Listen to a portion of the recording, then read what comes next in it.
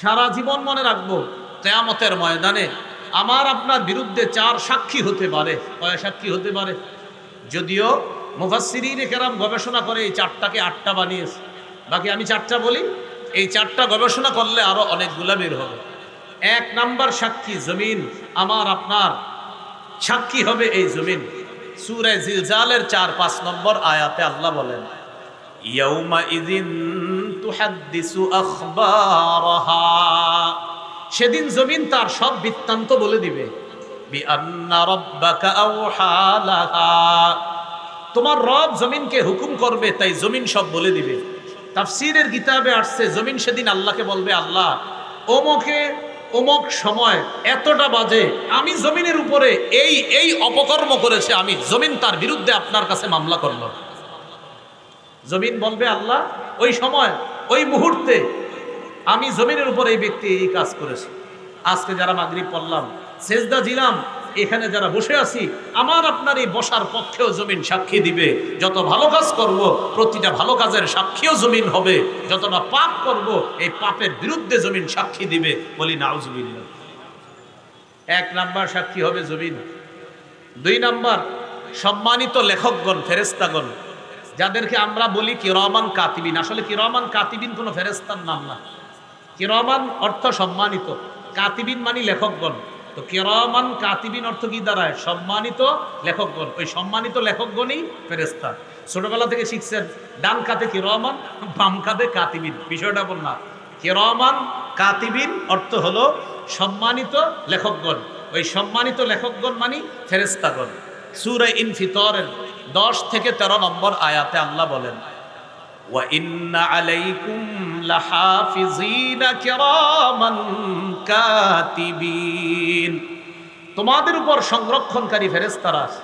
একবার ভাবেন না, আমি আপনি সবাই এই মুহূর্তে ভাবেন, আমি বয়ান করছি, নিশ্চিত সম্মানিত লেখকগণ আমার আশেপাশে আছে, আমার এই ভালো কথাগুলো তারা লিখতেছে, আপনারা শুনতেছেন, আল্লাহর কসম নিশ্চিত তারা এই বিষয়গুলো লিখতেছে এই মুহূর্তে। বিপরীতটা চিন্তা করেন, যত অন্যায় করব সেটাও তারা লিখে ফেলছে। ইয়ালামুনা মা তাফআলুন, আল্লাহ বলে তোমরা যা করো তারা তা জানে। সূরা যুখরুফ 80 নম্বর আয়াত, সূরা যুখরুফ 80 নম্বর আয়াত 25 পারা 14 নম্বর পৃষ্ঠার শুরু আয়াতে আল্লাহ বলেন, আম ইয়াহসাবুনা আন্না লা নাসমাউ সিররাহুম ওয়া নাজওয়াহুম বালা, আচ্ছা মানুষ কি মনে করে তাদের গোপন প্রকাশ বিষয়গুলো আমি আল্লাহ জানি না? আম ইয়াহসাবুনা, তারা কি মনে করে আন্না লা নাসমাউ, যে আমি আল্লাহ শুনি না, সিররাহুম, তাদের গোপন বিষয়গুলা, ওয়া নাজওয়াহুম, তাদের যত ভেদ আছে এগুলো আমি আল্লাহ জানি না? তারা কি এটা মনে করে? তাদের প্রকাশ্য গোপন সব জানি, আমি আল্লাহ শুনি। এই যে আমি আপনাদের সাথে কথা বলতেছি, আল্লাহ এটা বলেছেন, আল্লাহ বলে এটাও শুনি। আমি কথা না বইলে আমি চুপচাপ হা করে লা ইলাহা ইল্লাল্লাহ চুপি চুপি বলছি, আল্লাহ বলেন এটাও জানি, এটাও শুনি। আমি মুখ বন্ধ করে মুখের ভিতরে লা ইলাহা ইল্লাল্লাহ উচ্চারণ করেছি, আমার 2 ঠোঁট বন্ধ। আল্লাহ বলেন এটাও জানি, এটাও শুনি। আমি আপনি কিচ্ছু বলি নাই, শুধু কল্পনায় আনছি। এই স্বামী যদি হজে যেতে পারতাম, কল্পনায় আনছি। আল্লাহ বলেন এটাও জানি, এটাও শুনি, সব জানি। সাথে সাথে আল্লাহ বলেন, বালা ওয়া রুসুলুনা লাদাইহিম ইয়াকতুবুন, তাদের কাছে আমার ফেরেশতাগণ আছে, ইয়াকতুবুন, তারা লিখতেছে, সব লিখতেছে, ভালো করি লিখতেছে, খারাপ করি লিখতেছে। এ হলো দ্বিতীয় সাক্ষী, ফেরেশতারা। 3 নম্বর সাক্ষী অঙ্গ প্রত্যঙ্গ। অঙ্গের মধ্যে নিচের থেকে সিরিয়ালে আসি, পা, হাত, কান, চোখ, জিহ্বা আর চামড়া। একটু তাকান না সবাই, চামড়ার দিকে তাকান। এই চামড়া, চামড়া, চামড়া, হ্যাঁ হ্যাঁ, চামড়া সাক্ষী দিবে। কে সাক্ষী দিবে বলেন সবাই, কে? চামড়া। সূরা ইয়াসিনের মধ্যে আল্লাহ তাআলা বলেছেন 36 নম্বর আয়াত, আল-ইয়াউমা নাখতিমু আলা আফওয়াহিহিম, আজ আমি তাদের মুখে মোহর মেরে দিব। ওয়া তুকাল্লিমুনা আইদিহিম, তাদের হাত আমি আল্লাহর সাথে কথা বলবে। ওয়া তাশহাদু আরজুলুহুম বিমা কানু ইয়াকসিবুন, তাদের পা তাদের কৃতকর্মের বিরুদ্ধে সাক্ষী দিবে আল্লাহর কাছে। 24 পারা 17-18 নম্বর পৃষ্ঠা সূরা হামিম আস-সাজদা 20-21 নম্বর আয়াতে আল্লাহ বলেন, হাত্তা ইযা মা জাউহা শাহিদা আলাইহিম সামউহুম ওয়া আবসারুহুম ওয়া জুলুদুহুম বিমা কানু ইয়ামালুন। যেদিন তারা জাহান্নামের সামনে আসবে, জাহান্নামের সামনে আসার পর শাহিদা আলাইহিম সামউহুম, তাদের কান তাদের বিরুদ্ধে সাক্ষী দিবে, ওয়া আবসারুহুম, তাদের চোখ তাদের বিরুদ্ধে সাক্ষী দিবে, ওয়া জুলুদুহুম, তাদের চামড়া তাদের বিরুদ্ধে সাক্ষী দিবে। চামড়া সাক্ষী দেওয়ার পর মানুষ তার চামড়াকে বলবে, ওয়া ক্বালু লিজুলুদিহিম লিমা শাহিদতুম আলাইনা, কিরে চামড়া তুইও আমার বিরুদ্ধে সাক্ষী দিলি। চামড়াকে বলবে, কিরে চামড়া তুই আমার বিরুদ্ধে সাক্ষী দিলি। তখন চামড়া বলবে, আনতাকানাল্লাহুল্লাযী আনতাকা কুল্লা শাই, যে আল্লাহ চাইলে সব কিছুকে কথা বলাইতে পারেন, ওই আল্লাহ আজকে আমি চামড়াকে কথা বলার যোগ্যতা দিয়েছে, তাই তোমার বিরুদ্ধে আমি সাক্ষী দিচ্ছি। তাহলে চামড়াও সাক্ষী দিবে। তাহলে 1 নাম্বার সাক্ষী জমিন, 2 নাম্বার ফেরেশতা, 3 নাম্বার অঙ্গ প্রত্যঙ্গ, পা, হাত, কান, চোখ, জবান, এমনকি চামড়া আমার আপনার বিরুদ্ধে সাক্ষী দিবে।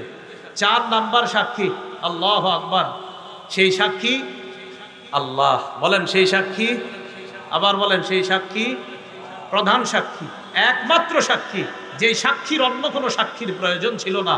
আল্লাহ, আল্লাহর কোনো সাক্ষীর প্রয়োজন ছিল না, হাত, পা, কান, চোখ এগুলোর প্রয়োজন ছিল না। রব নিজেই সাক্ষী হিসাবে যথেষ্ট। এরপরেও আল্লাহ সাক্ষী হবেন প্রধান সাক্ষী। কেন? যে বান্দা আমি তোমাকে সবকিছু দেখাই, নিয়মতান্ত্রিকভাবে তোমার সাক্ষীগুলো আমি উপস্থাপন করেছি, এগুলা সাক্ষী না দিলেও প্রয়োজন ছিল না। আমি আল্লাহ তো জানি তুমি কি করেছো না করেছো, এরপরেও নিয়ম হিসাবে আমি তোমার হাত, তোমার পা, তোমার অঙ্গ প্রত্যঙ্গ জমিন থেকে আমি সাক্ষী নিছি শুধু নিয়ম রক্ষা করার জন্য। আমি আল্লাহ এগুলার মুখাপেক্ষী না, আমি তো দেখছি তুমি কি করছো আর না করছো। এই জন্য প্রধান সাক্ষী কে বলেন তো? আল্লাহ। বলেন প্রধান সাক্ষী কে? হ্যাঁ, আল্লাহ প্রধান সাক্ষী। ওয়াকাফা বিল্লাহি শাহিদা, সাক্ষী হিসাবে আল্লাহ যথেষ্ট। আল্লাহ আমাদেরকে এই কথাগুলা মনে রেখে অঙ্গ প্রত্যঙ্গ সহ সব ধরনের গুনাহ থেকে বেঁচে থাকার তৌফিক দান করেন। তাহলে আসেন মূল আলোচনায় চলে আসি। ওই যে আমানত, অঙ্গ প্রত্যঙ্গ দিয়ে গুনাহ করা, এটাই খেয়ানত। এজন্য আমার চোখের দিকে একটু তাকান। এই যে চোখ, এখন আমি চোখের কোনা দিয়ে একটা হারামের জিনিস দিকে তাকায়া আবার সাথে সাথে চোখ নিচে নিয়ে আসছি। মানুষ বুঝে নাই আমি যে হারামের দিকে তাকাইছি। আল্লাহ বলে, বান্দা আমি কিন্তু জানি তুমি যে চোখের কোনা দিয়ে হারাম করে মনে মনে খারাপ কল্পনা করতেছো, এটা কিন্তু আমি জানি। সূরা গাফির বা সূরা মুমিনের 19 নম্বর আয়াতে আল্লাহ বলেন, ইয়ালামু খাইনাতাল আয়ুনি ওয়া মা তুখফিস সুদূর। চোখের চোরাই, চোখের খেয়ানত, ইয়ালামু তিনি জানেন চোখের খেয়ানত, চোখ কোনা দিয়ে চুরি করে কি দেখে হারাম জিনিসের দিকে, ওয়া মা তুখফিস সুদূর, আর অন্তরে কি খারাপ কল্পনা করে, আল্লাহ বলে এটা আল্লাহ জানেন। এই জন্য প্রিয় ভাইয়েরা, চোখের খেয়ানত, অঙ্গ প্রত্যঙ্গের খেয়ানত থেকে বেঁচে থাকার চেষ্টা করা আল্লাহ তৌফিক দান করেন। সূরা আনফালের 27 নম্বর আয়াত, এই আয়াতে আল্লাহ তাআলা বলেন, ওয়া তাখুনু আমানাতিকুম ওয়া আনতুম তা'লামুন, জেনে শুনে তোমরা আমানতের খেয়ানত করো না। ও ঈমানদাররা, জেনে শুনে তোমরা আমানতের খেয়ানত করো না। আয়াতের ব্যাখ্যায় ইমাম কুরতুবী রহমতুল্লাহি আলাইহি লেখেন, আব্দুল্লাহ ইবনে আমর ইবনুল আস রাদিয়াল্লাহু তাআলা আনহুর বর্ণনা, তিনি বলেন, আউয়ালু মা খালাকাল্লাহু তাআলা বিনাল ইনসানি আল ফারজা, মানুষের অঙ্গ প্রত্যঙ্গের মধ্যে আল্লাহ সর্বপ্রথম সৃষ্টি করেছেন লজ্জাস্থান। মনে রাখার জন্য সবাই একবার বলি, বলেন তো আমাদের অঙ্গ প্রত্যঙ্গের মধ্যে আল্লাহ প্রথম সৃষ্টি করেছেন কি? লজ্জাস্থান। সৃষ্টি করার পর আল্লাহ বলেছেন, হাজিহি আমানাতুন ইস্তাউদাতুকাহা, ও আদম সন্তান, এই লজ্জাস্থান তোমার কাছে আমানত রাখলাম, গচ্ছিত রাখলাম, এই অঙ্গটা তুমি আমানত হিসাবে রাখবা। ফালা তালবাসহা ইল্লা বিহাক্কিন, এই আমানতের তুমি খেয়ানত করবা না। ফাইন হাফিজতাহা হাফিজতুকা, আল্লাহ বলেন, বান্দা লজ্জাস্থান নামক অঙ্গ, এই আমানত যদি তুমি রক্ষা করো, আমি আল্লাহ তোমাকে বিপদ আপদ থেকে রক্ষা করব। এরপর বলেন, ওয়াল ফারজু আমানা, লজ্জাস্থান আমানত, ওয়াল উযুনু আমানা, কান আমানত, ওয়াল আইনু আমানা, চোখ আমানত, ওয়াল লিসানু আমানা, জবান আমানত, ওয়াল বাতনু আমানা, পেট আমানত, ওয়াল ইয়াদু আমানা, হাত আমানত, ওয়ার রিজলু আমানা, পা আমানত, ফালা ঈমান লিমান লা আমানাতালা, যার আমানতদারিতা নাই তার ঈমান নাই। এক অংশ আমি, বাকি অংশ খালি আপনারা আমানত বলবেন। বলেন তো, লজ্জাস্থান, চোখ, কান, জিহ্বা, পেট, হাত, পা। অতএব আজকে থেকে প্রতিটা পদক্ষেপের আগে চিন্তা করবেন আমার পুরা বডিটা আমানত, খেয়ানত হচ্ছে না তো, এই চিন্তা করা। আল্লাহ আমাদেরকে এই আমানতগুলা রক্ষা করার তৌফিক দান করেন, খেয়ানত থেকে বাঁচার তৌফিক দান করেন। ওয়াদা ভঙ্গ করা বড় ধরনের খেয়ানত, ওয়াদা ভঙ্গ করা বড় খেয়ানতের একটা। সূরা মাইদার 13 নম্বর আয়াতে আল্লাহ বলেন, ফাবিমা নাকদিহিম মিসাকাহুম লাআন্নাহুম ওয়াজআলনা কুলুবাহুম কাসিয়া। ইহুদিরা ওয়াদা ভঙ্গ করার কারণে আমি তাদেরকে আমার রহমত থেকে বঞ্চিত করলাম। লাআন্নাহুম এর শাব্দিক অর্থ হলো আমি আল্লাহ তাদেরকে অভিসম্পাত করলাম। আল্লাহ অভিশাপ করার অর্থ হলো রহমত থেকে বঞ্চিত করা। আল্লাহ বলেন তারা ওয়াদা ভঙ্গ করার কারণে আমি তাদেরকে আমার রহমত থেকে বঞ্চিত করলাম। ওয়াজআলনা কুলুবাহুম কাসিয়া, আমি আল্লাহ তাদের অন্তরগুলা শক্ত করে দিলাম। ইউহাররিফুনাল কালিমা আম মাওয়াদিহি ওয়া নাসু হাজ্জাম মিম্মা যুক্কিরু বিহি। ইহুদিরা তাওরাতের সঠিক বিষয়গুলা আপন জায়গা থেকে সরায়া দেয়।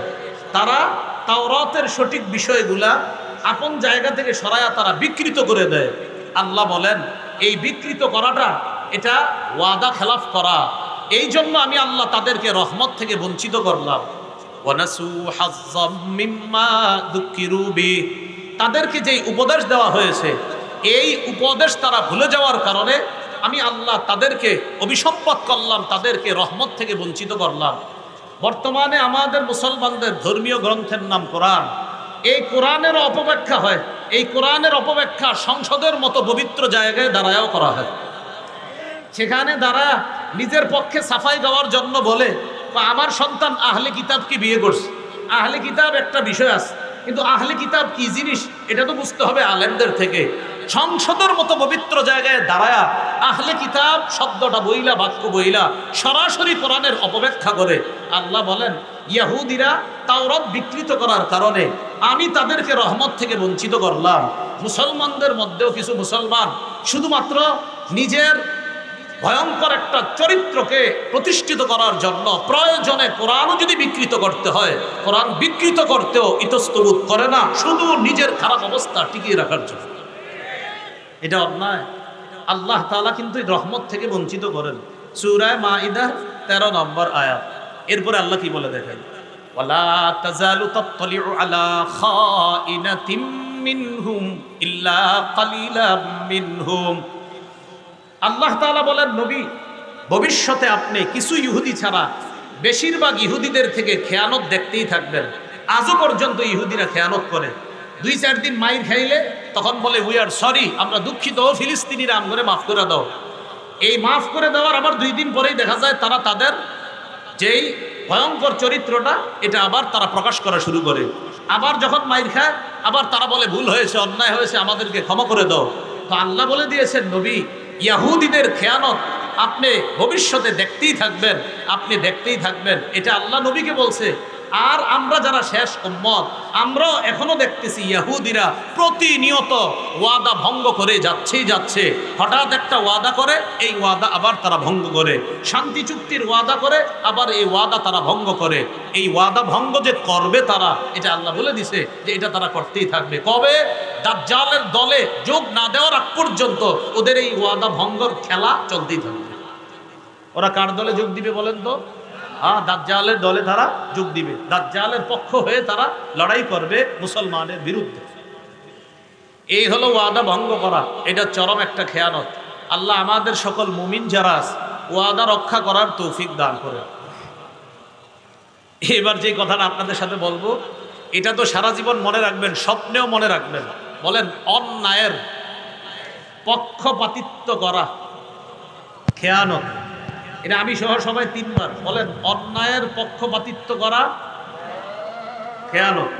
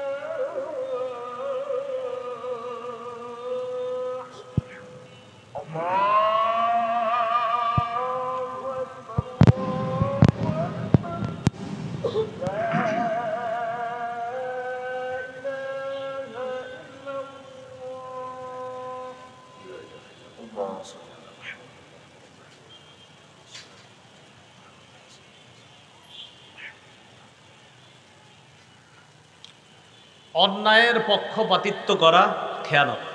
প্রিয় মুসলমান ভাইয়েরা, আমাদের দেশের সামনে একটা সময় আসতেছে, আপনি বুঝে শুনে পক্ষ অবলম্বন করবেন। আপনি কাকে সমর্থন করতেছেন, কার সাপোর্ট করতেছেন, এটা আল্লাহ দেখতেছে।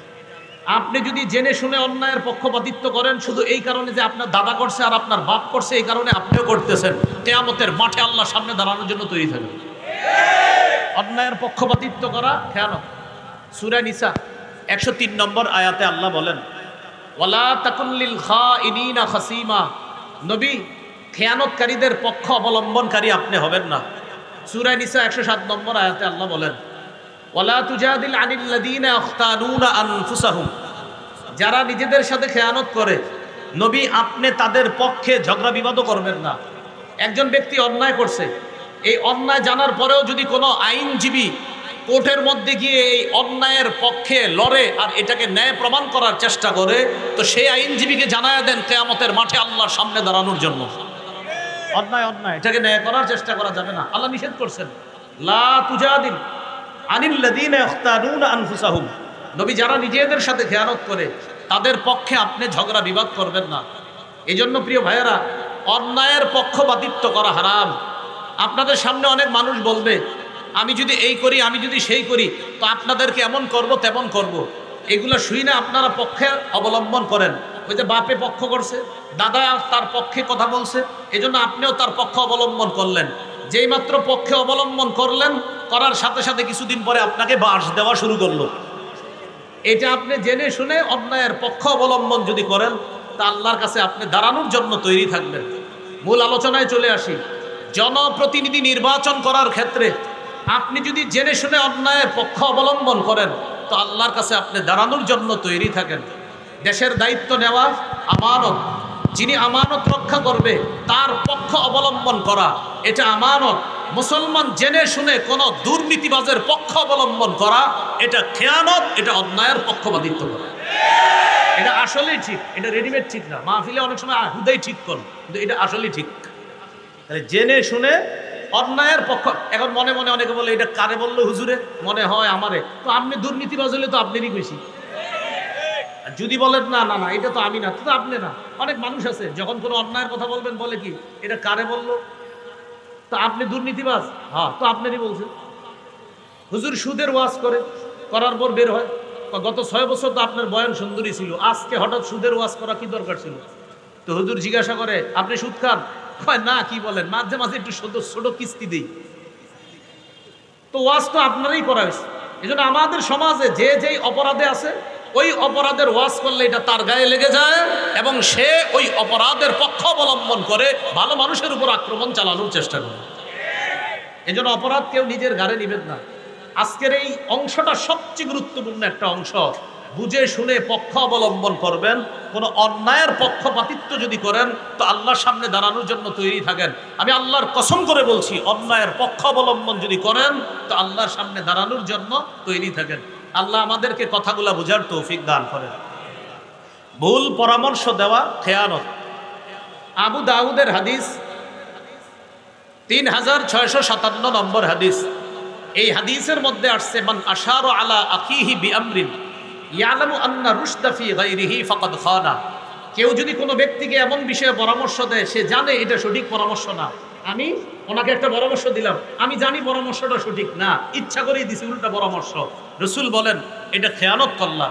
ভুল পরামর্শ দেওয়া খেয়ানত। এবার আরেকটা অংশ আসছে, এটা আমার সাথে বলেন বলেন।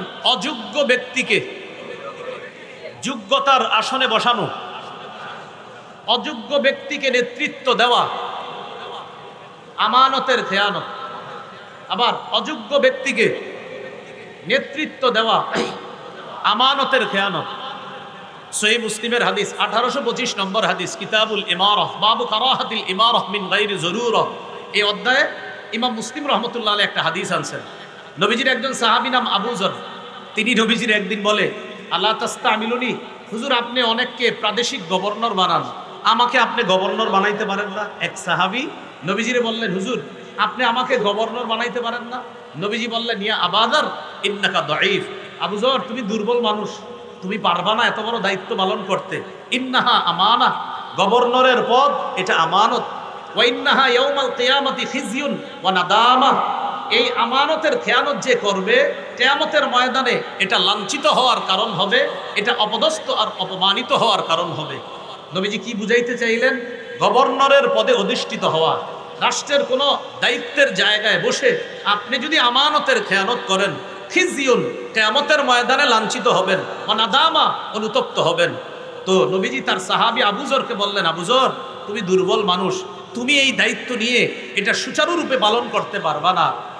ইল্লা মান আখাযাহা বিহাক্কিহা ওয়া আদ্দাল্লাযী আলাইহি ফিহা, যেই ব্যক্তি দেশের দায়িত্ব নেওয়ার পর আমানত যথাযথভাবে পালন করতে পারবে, রাস্তা করে দেওয়ার কথা বলে, রডের কথা বলে যারা রডে দিবে, বাঁশ না দিবে, এই ব্যক্তি কিয়ামতের ময়দানে লাঞ্ছিত হবে না, বরং আরশের ছায়াতলে 7 ব্যক্তিকে আল্লাহ জায়গা দিবে, এর মধ্যে এই ব্যক্তিকেও আল্লাহ অন্তর্ভুক্ত করবে। তাহলে কি শিখলাম? গভর্নরের দায়িত্ব, দেশের দায়িত্ব, এলাকার দায়িত্ব, ওয়ার্ডের দায়িত্ব, এগুলো আমানত। এই দায়িত্বের যদি একটু উল্টাপাল্টা হয়, কিয়ামতের ময়দানে লাঞ্ছিত হতে হবে, অপমানিত হতে হবে। আল্লাহ হেফাজত করেন। মিথ্যা কথা বলা এটা খেয়ানত। রাসূলুল্লাহ সাল্লাল্লাহু আলাইহি সাল্লাম বলেন, কাবুরাত খিয়ানাতান তুহাদ্দিসু হাদিসান হুয়া লাকা মুসাদ্দিকুন ওয়া আনতা বিহি কাযিব। মন দিয়ে শুনেন, নবীজি বলেন এটা কত বড় খেয়ানত। তুমি মানুষের সামনে যা বলতেছো, মানুষ ভাবতেছে হ্যাঁ এটাই সত্য কথা, কিন্তু তুমি জানো এটা মিথ্যা কথা। আবার দেখেন নবী বলেন এটা কত বড় খেয়ানত, তুমি যা বলতেছো মানুষ মনে করে এটাই সত্যি কথা, কিন্তু আসলে এটা মিথ্যা কথা। আল্লাহ নবী বলেন এটা অনেক বড় খেয়ানত। যেমন আমি আপনাদের সামনে বৈশা বলতেছি আমি এই, আমি সেই, আমি এটা করেছি, আমি সেটা করেছি, আমি এই করব, আমি সেই করব। গতবার আমাকে আপনারা পান নাই, এজন্য আপনারা অনেক সমস্যায় ছিলেন, এগুলো আপনাদেরকে বুঝাইতেছি, আপনারা এমন করতেছেন, মাথা নাড়াইতেছেন, হ হ হ আসলে ঠিক, আসলে ঠিক। না আমি মনে মনে জানি এখন খালি আপনাদেরকে বুঝাইতেছি আসলে ঠিক, একটু পরে বুঝামো আসলে কোনটা। তো নবী বলেন তুমি এমন কথা মানুষকে বলো আর মানুষ মাথা নাড়ায় বুঝায় যে তুমি সত্য বলতেছো, তো তুমি জানো যে তুমি মিথ্যা বলতেছো। নবী বলেন এটা কত বড় খেয়ানত, তুমি যে মানুষকে বলো যেটা মানুষ মনে করে সত্য, আসলে তুমি বলতেছো মিথ্যা কথা। তাহলে এটা সবচেয়ে বড় একটা খেয়ানত। স্বামী স্ত্রীর গোপন কথা বাহিরে বলা এটা খেয়ানত।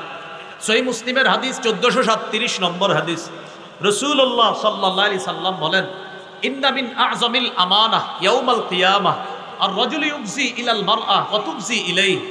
কোন স্বামী তার স্ত্রীর সাথে আর স্ত্রী তার স্বামীর সাথে আল্লাহ প্রদত্ত বৈধ সম্পর্ক স্থাপন করেছে, করার পর সুম্মা ইয়ানশুরু সিররাহা, এই স্বামী তার বন্ধুদের কাছে তাদের গোপন কথা বলে বেড়ায়, আর এই স্ত্রী তার বান্ধবীদের কাছে তাদের গোপন কথা বলে বেড়ায়। এটা কত লজ্জাজনক বিষয়। বিয়ে হয়েছে, নতুন বাসর হয়েছে, বন্ধুরা বন্ধুকে জিজ্ঞাসা করে ভাবির কি খবর, আর বান্ধবীরা ওই বান্ধবীকে জিজ্ঞাসা করে ভাইয়ের কি খবর। এবার বান্ধবী ভাইয়ের সব কিছু বলতে থাকে আর বন্ধু তার স্ত্রীর সব কিছু বলতে থাকে। নবী বলেন কিয়ামতের ময়দানে আল্লাহর কাছে তুমি সবচেয়ে বড় খেয়ানতকারী হিসাবে গণ্য হবে। সাবধান, নিজেদের গোপন কথা বন্ধুদের কাছে না বলা, এগুলো অন্যায়। এগুলো বর্তমান জেনারেশন যারা ইয়াং নতুন বিয়ে করে সে তার স্ত্রীর সব কথা বন্ধুদের কাছে বলে বেড়ায়, এটা ঠিক না, এটা অন্যায়। আল্লাহ আমাদেরকে হেফাজত করেন। সর্বশেষ কথা, এটা একটু সবাই বলি, বলেন যে খেয়ানত করে তার সাথেও আমরা খেয়ানত করব না। তাওয়াক্কুল বা ভরসা বলে তুমি মানুষ হিসাবে যথাসাধ্য চেষ্টা করবা। যেমন গরু ঘরে গরু বাঁধবেন, বাঁধার পর আয়াতুল কুরসি পরে দরজা বন্ধ করবেন, এরপর বলবেন আল্লাহ ভরসা, আমার গরুর কিচ্ছু হবে না, এটাকে তাওয়াক্কুল বলবেন। গরুর ঘরে গরু রাখলেন আর দরজা খোলা রেখে বললেন কোনো সমস্যা নাই, আল্লাহ ভরসা, চুরি হবে না, এটাকে তাওয়াক্কুল বলেন। ইমাম সাহেবের কাছে দোয়া চাইলেন আমার যেন আগামী মাসে 10,000 টাকা হয়। ইমাম সাহেব দোয়া করে কিন্তু টাকা আসে না। ইমাম সাহেবের সাথে সাক্ষাৎ, কি দোয়া করলেন, টাকা তো আসে না। ইমাম সাহেব বললেন আপনি 1 মাস কি করছেন? ঘরে বসেছিলাম। ও আচ্ছা, ঘরে বসছেন আর আপনি দোয়া করবেন আল্লাহ টাকা পকেটে দিয়ে দিবে, এটাই তো তাওয়াক্কুল করছে আল্লাহর উপর, এটাকে তাওয়াক্কুল বলে না।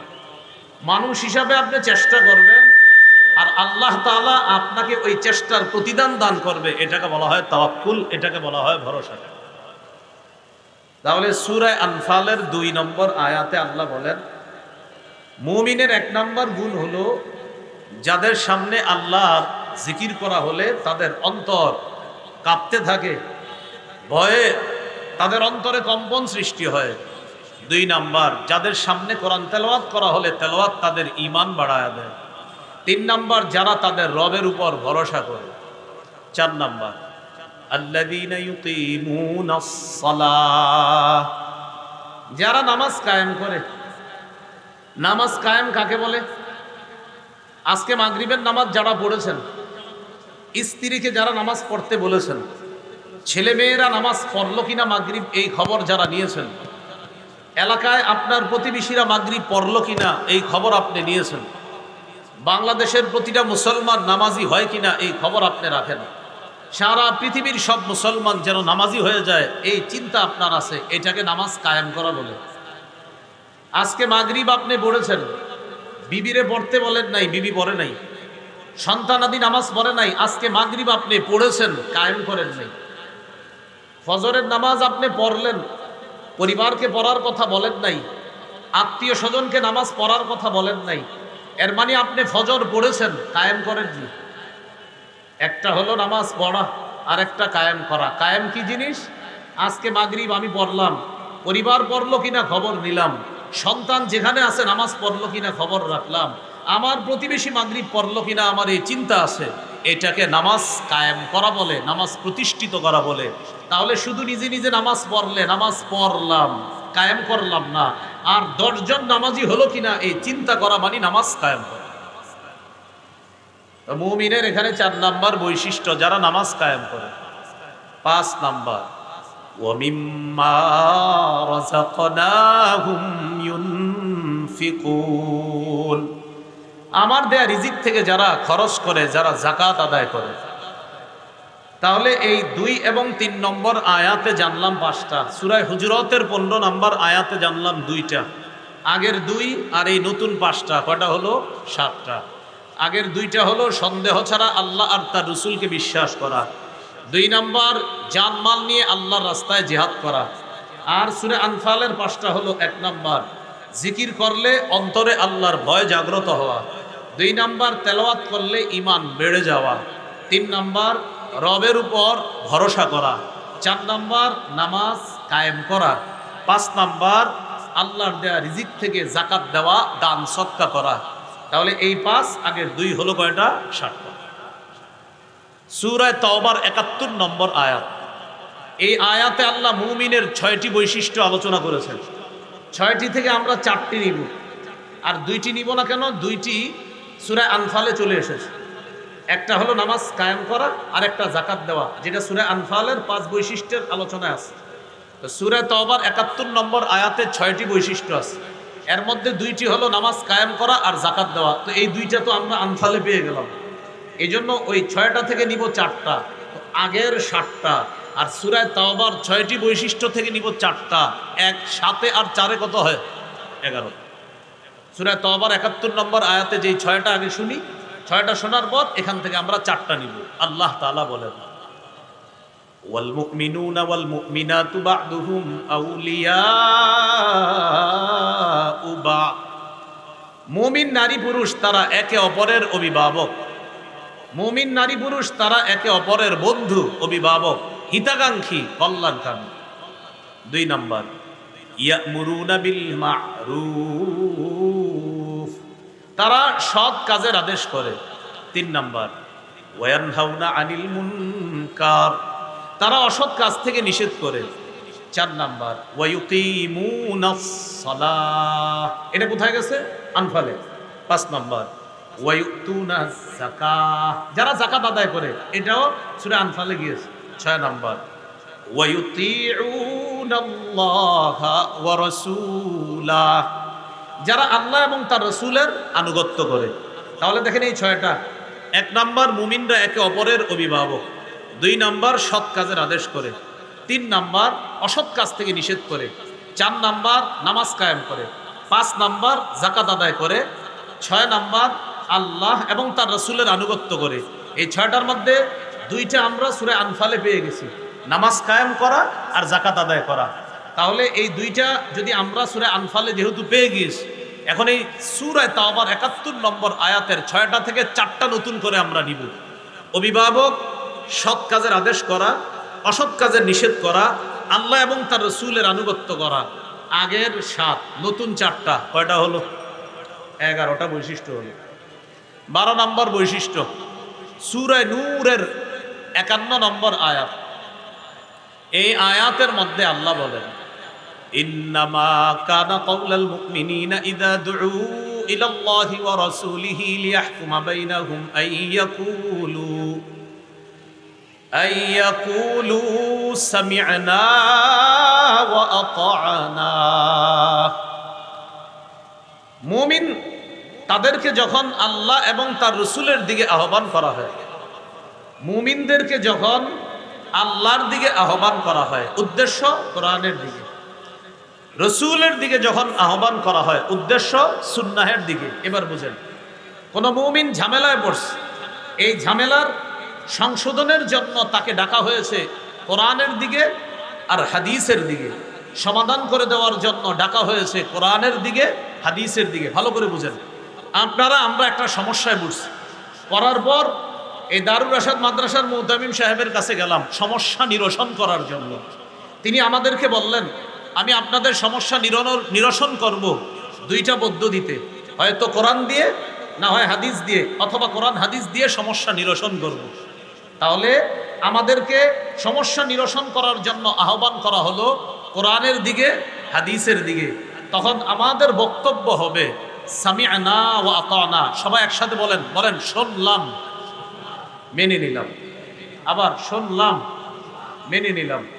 তাহলে মুমিনদের 12 নম্বর বৈশিষ্ট্য, মুমিনদেরকে যখন কোরআন এবং হাদিস অনুযায়ী ফয়সালার জন্য আহ্বান করা হয়, তখন মুমিন বলে, ও কোরআনের ফয়সালা, হাদিসের ফয়সালা আমি শুনলাম, আমি মেনে নিলাম। মুমিন কোনো উগ্র আচরণ করবে না, কারণ কোরআনের ফয়সালা, হাদিসের ফয়সালা শুনলে মুমিনের বক্তব্য, আমি যা করেছি কোরআনের ফয়সালা আর হাদিসের ফয়সালা, এটা আমার পক্ষে হোক আমার বিপক্ষে হোক, সামি'না ওয়া আতা'না, শুনলাম, মেনে নিলাম। তাহলে এখন আপনারা বলেন, আমাদেরকে যদি কোরআন কোনো সমাধান দেয়, হাদিস কোনো সমাধান দেয়, তখন আমরা উগ্র আচরণ করব নাকি বলবো শুনলাম, মানলাম? কি বলবো? আল্লাহ আমাদেরকে এই বৈশিষ্ট্য অর্জন করার তৌফিক দান করুন। এই হলো 12 নম্বর। 13 নম্বর বৈশিষ্ট্য, মুমিনরা যখন কোনো সমষ্টিগত দলের মধ্যে থাকে, তখন প্রধান যিনি থাকে তার অনুমতি ছাড়া মুমিনরা কোথাও যায় না। মুমিনরা দলবদ্ধ কোনো কাজে থাকলে প্রধান যিনি থাকে তার অনুমতি ছাড়া কোথাও যায় না। যেমন আপনারা 3 দিনের জামাতে গেলেন, কোনো একজন আমির সাহেবের অধীনে আপনারা 3 দিনের একটা জামাতে গেলেন।